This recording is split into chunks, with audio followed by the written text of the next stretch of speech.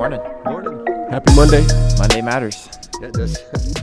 How was your weekend? It was good. It was a good Sunday to talk about loneliness and isolation, especially because the weather here is starting to get really cold. It's starting to get dark and gloomy. Right.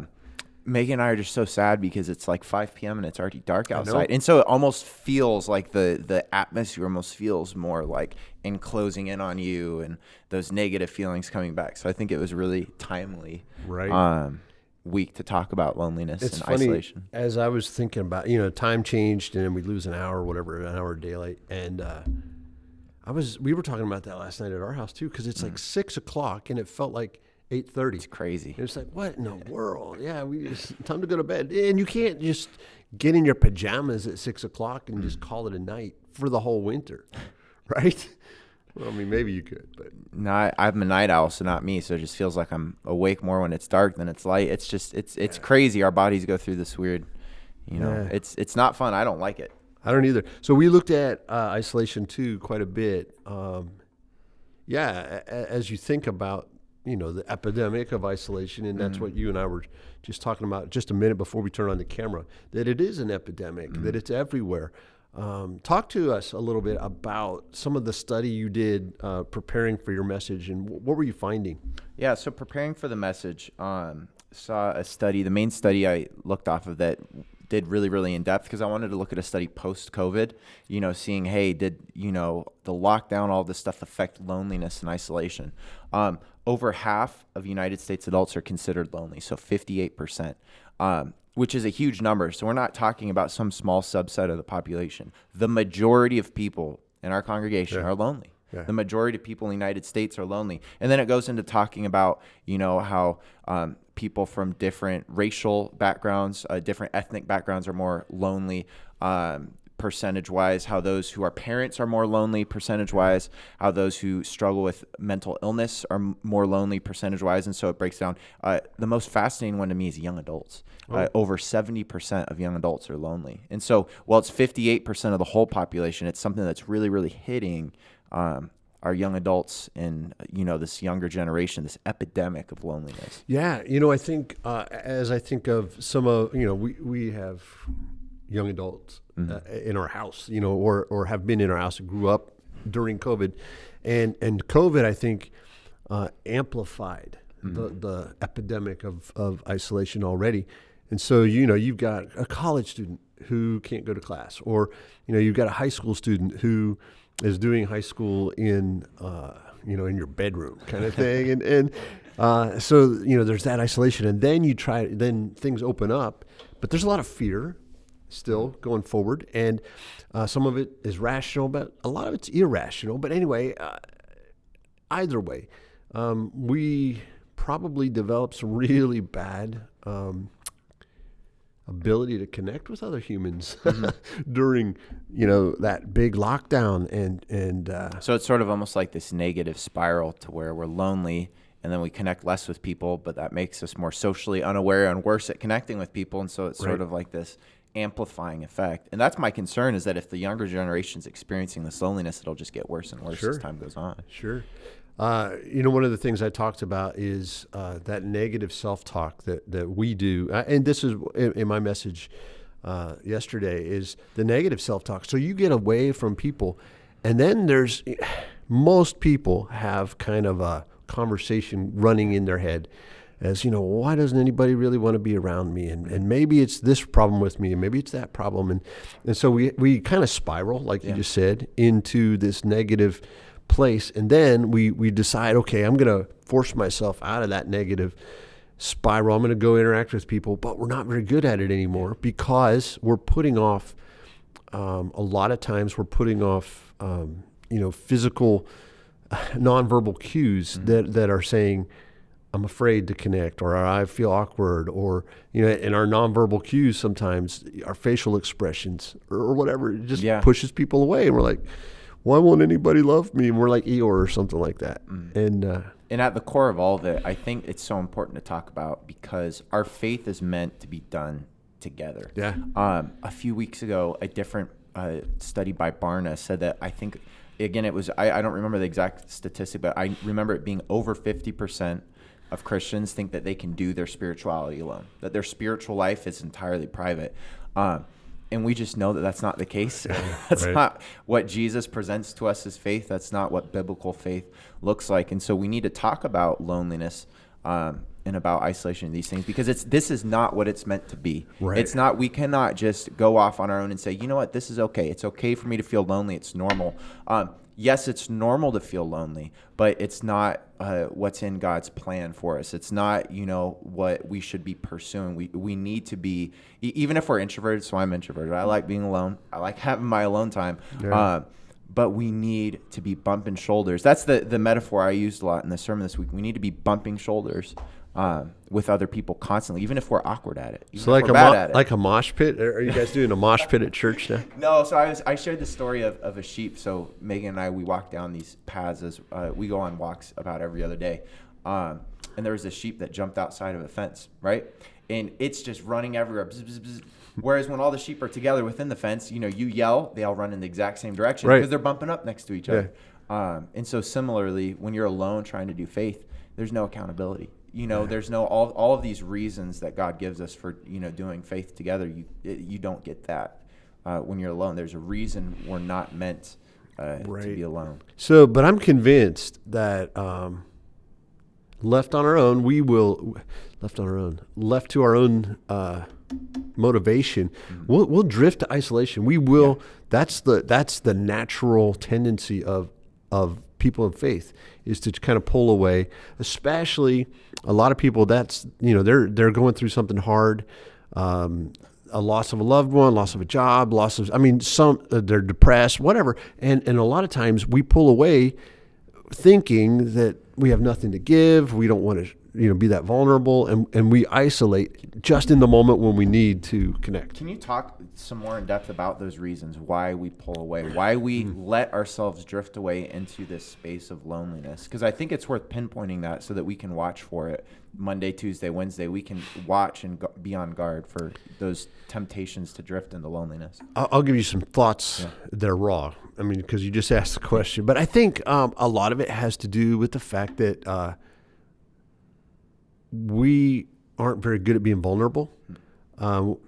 Personally, I'm not very good at always being vulnerable. Sometimes I have a very guarded vulnerability. So I'll share with you this, but it's only so much, and it's measured. And if I shared too much, and you don't want somebody oversharing with you all. But sometimes people overshare, but for the most part, we're a guarded people, and we guard against oversharing.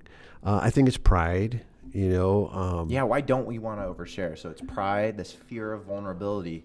Is it like fear that, we'll let someone in and we'll be ashamed of what they say of us? Is it because we're afraid we'll just be broken? Like, what do you think? Why are we so afraid of vulnerability? Well, I mean, and especially I've been thinking a lot about this recently. I think there's something to say too, as men especially, we're afraid of vulnerability because, in a lot of the roles that we play, and not everyone has the same roles, whether it's within society or their household, but predominantly these roles as provider, protector, you sort of have to be tough. And so this fear of vulnerability, it's very real.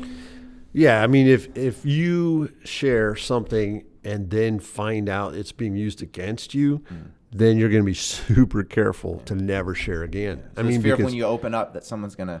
Right, exactly. So there's that. And then there's this illusion that to be a man, a strong man, you have to be tough, and you have to, be able to take on anything on your shoulders. And that's not working out for us. Suicide rates are up, especially among men. And I think there's a lot of reasons for that too, but I won't go into what my thoughts are on that. But yeah, I mean, when we're doing life alone, don't be surprised if that negative self-talk leads us into some really dark places.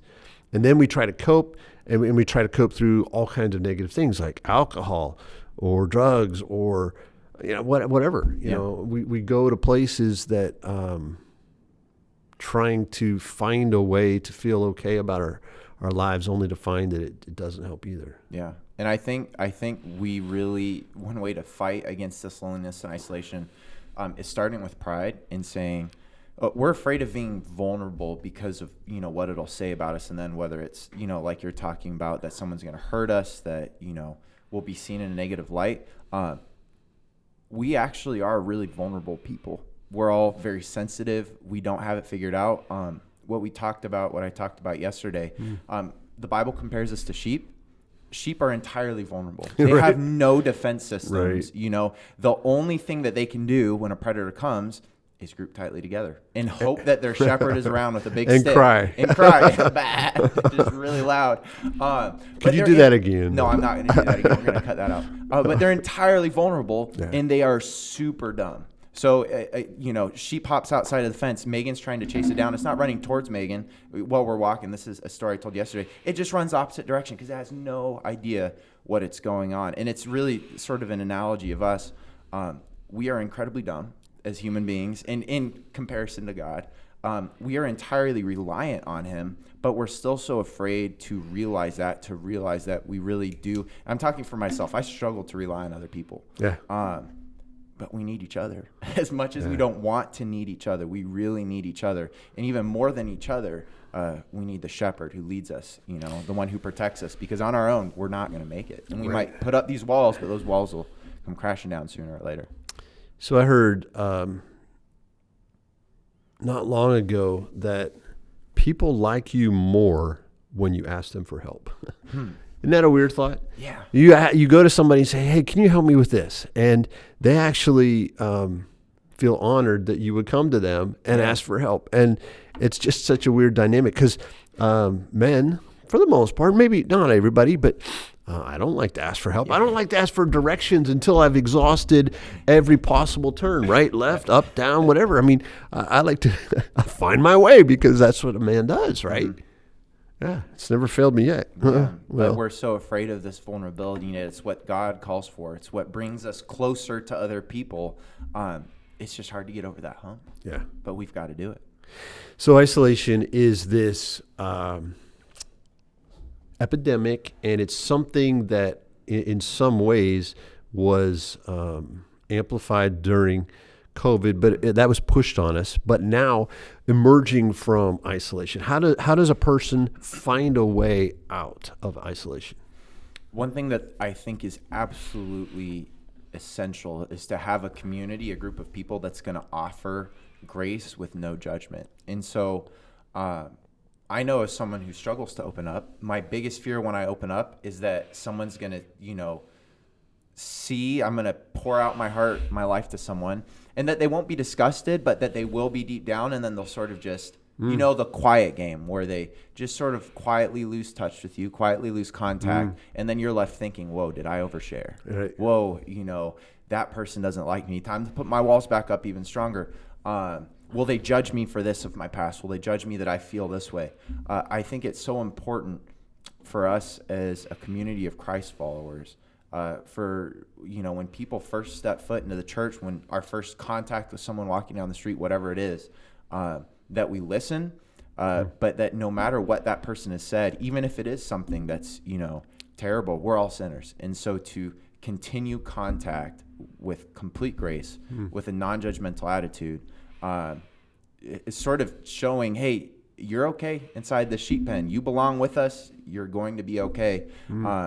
Sort of making them feel comfortable with a listening heart. That's just my first thought, but I know there's so much more to it. What do you think? But it sounds like at the core of what you just shared, it sounds like fear is the motivating factor for staying isolated. It's fear that I'll be rejected. It's fear that people will think funny thoughts about me. Yeah. I think you pinpointed it right there. It's fear. Yeah. And so how can we make people not feel afraid?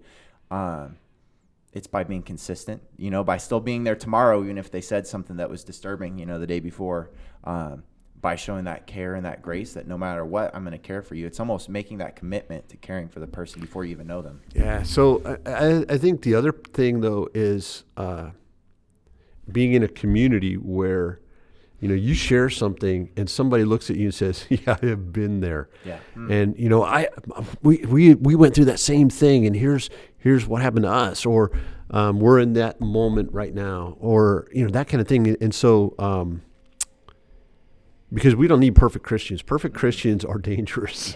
'Cause, well, one, they're not real. They don't exist. Yeah. They don't exist. And then the other thing is they push everybody away. Yeah.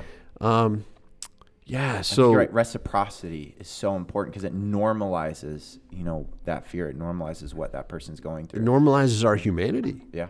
Yeah. And if you're in the pit, but I was in that same pit, whoa, maybe I don't have to feel alone anymore because someone else has been there. And a lot of times I think it's hard for someone who's never experienced Jesus' love for them to truly trust that Jesus is with them in the pit. Yeah. And so if we as Christians can say, hey, I'm in that pit too. Not even I was in that pit, like I'm in that pit now with you.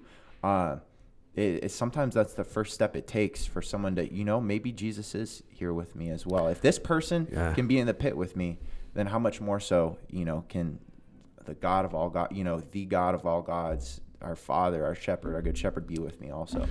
So someone struggling with depression or something that's too big for them, and then they read some of the church fathers even that wrote about depression and how they struggled with this, and suddenly it's their vulnerability 100 years ago or many hundred years ago, not 100 years ago. Yeah. There's no church fathers 100 years ago, I guess. But they wrote about this all those years ago, and now and their vulnerability still speaks to the ages. Your vulnerability, my vulnerability, can actually draw people into a better spot just in sharing my life a little bit with people. Yeah. Yeah. And that's really important, is that as we witness other people, as we go about trying to share the love of Jesus, you and I are not the shepherds. We are sheep pointing to the shepherd. And a lot of times as Christians, I know I've struggled with this. Sometimes we get into the headset of, hey, I'm supposed to do this to help them, because we really do care. We really do love someone. But nobody needs you or I as a savior. They don't. And we might think that they need us as a savior, like I'm going to help them this way. I'm going to try to minister them to this way. They need someone who's in the pit with them, someone who can witness and point to, the Savior. But that's something that we get, like you said, these perfect Christians, we get so wrong because we think God calls us to be a perfect Christian. No, he calls us to be really, really broken.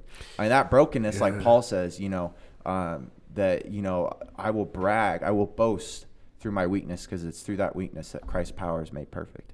Which makes me think, sometimes as a pastor, we can come across as somebody who has all the answers. We have our life together, whatever.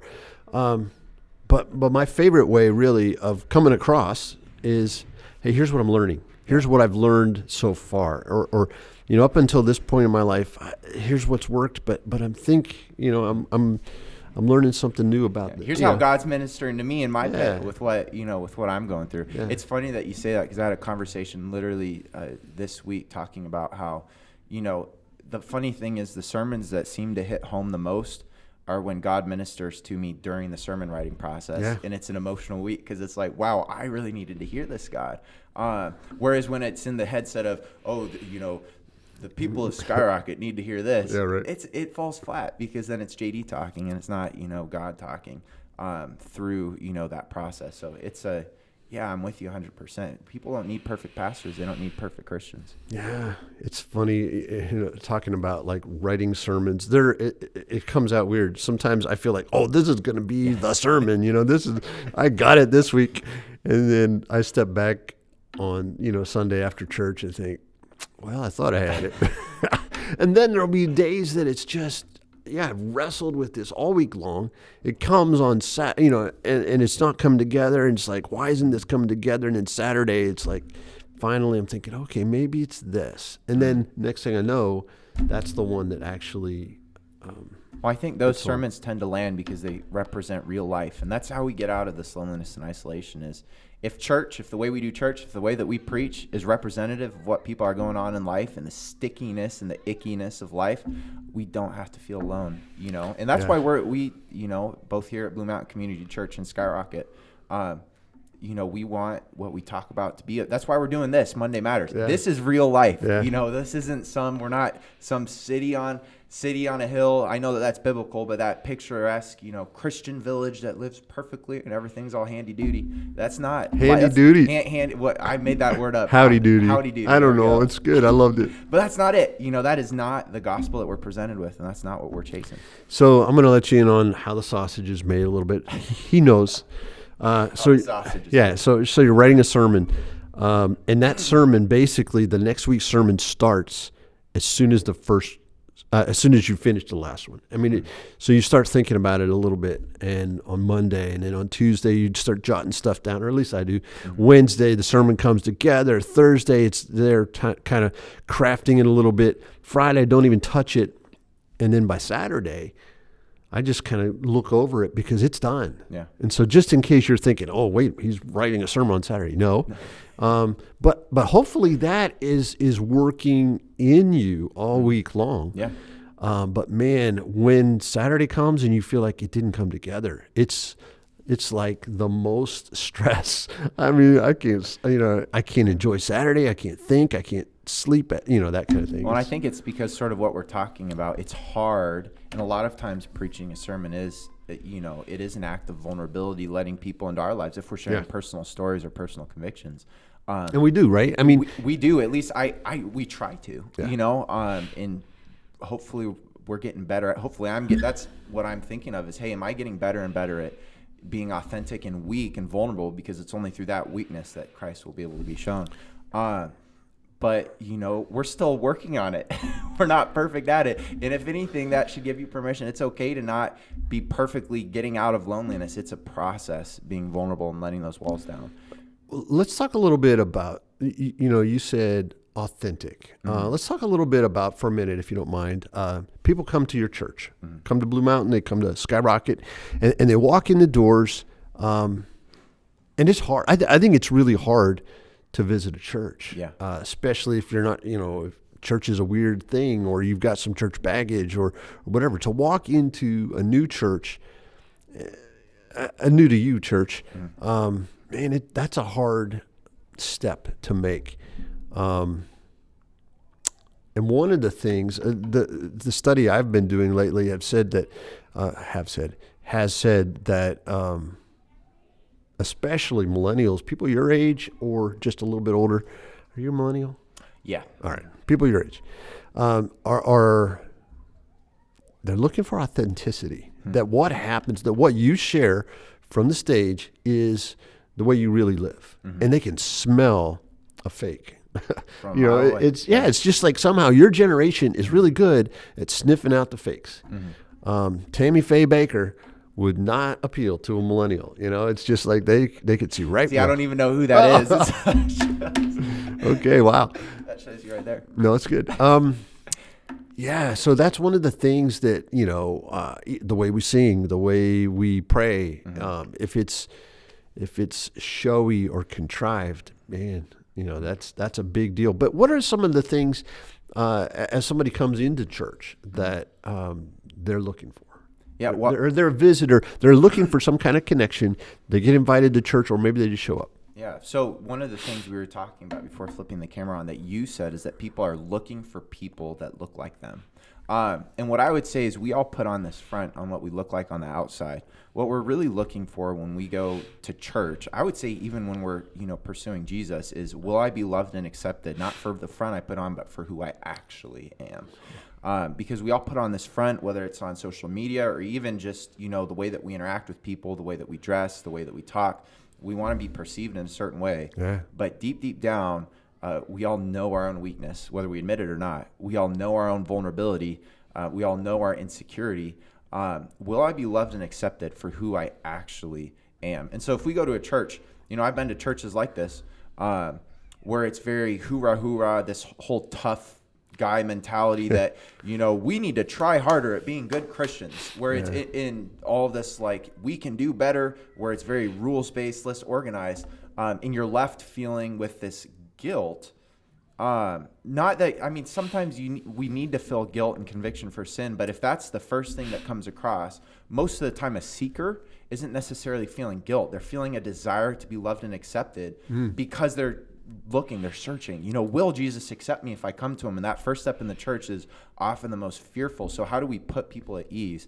And it's by trying to show that authenticity that, hey, I'm a pastor and I'm broken. That's why I'm going to share me completely messing something up this week at the beginning of the sermon, because hopefully that will put someone at ease that, hey, this is a real life church. This isn't where we put on the front. But hopefully this is a real life church where, the goal would be in the lobby, in the church lobby, in the pews, the chairs, we're talking about our actual life, not just the small group that went on or the church event that happened this week, but that we're talking about, I lost someone close to me 2 weeks ago, and we're still in a period of mourning. Or, hey, I just got the job we've been praying for and I'm celebrating, like real Monday matters, Tuesday matters stuff. I think that's what people are looking for. The stuff that will make them feel, hey, the way that I actually am on the inside, I fit here. I belong here, and these people are just like me. I think that's what we're all sort of looking for, is this place of belonging, where people look like me, but the real me, not the outside me. Well, okay, let's unpack that a little bit. What about our language? I think it's really common in a lot of churches to use church language, our jargon, our inner language, insider language. Yeah. What about you? Well, I know that I remember being hired here at Blue Mountain first time, and I remember talking with you. You were very intentional that we are very intentional about the language that we use. And I didn't really understand it at the time. I didn't understand the importance of that. But having done ministry now for not very long, 2 years, but it feels like it's been 20 because of everything that's happened. But language is so important. And I think when, the early days when you're telling me why language is so important, I've seen that play out in ministry. Because if you show up to a church and they're speaking an entirely different language, these people aren't like me. I don't belong here. If I can't even understand what's going on, it's not that authentic, that warm, that welcoming. So, yes, it's great to say peace to you, Pastor. But really, that's not what, especially the younger generation. If your church is like that, that's not what they're looking for. It's not going to make them feel welcome. I mean, you could throw a bunch of theological terms at people, but but you got to look them up too, right? I mean, we both. We can act smarter than we are. We both use biblical commentaries as we preach. At least I know I do. Sure. I'm not coming up with, yes, I went to school for this, but I'm still doing research. I'm still learning. Absolutely. I didn't know that 58% of people were lonely until I researched it this week. So we got to be honest about stuff like that. We got to be authentic. I think we're going to talk about that next week about, we're going to talk a lot about mental health as well, sort of transitioning from loneliness into mental health. That a lot of times loneliness and these bad spirals, it's because we're self-centered and self-focused. Not all the time. Not saying that at all, but a lot of times. And so being needed, it's liberating, and it's we want to be needed. And thinking about other people puts us on a positive trajectory. Absolutely. Good stuff. Good stuff. Well, any other thoughts? Thanksgiving is coming up. No other thoughts. Thanksgiving's coming up. It's going to be good. Eat some good food. We got a potluck going on, both here at Blue Mountain and at Skyrocket. Yeah, so it's going to be a blast. We can eat some good food. So that potluck's Sunday after church? Yep, both places, right? So should be great. It's going to be a blast. All right. Thanks for joining us. Monday Matters.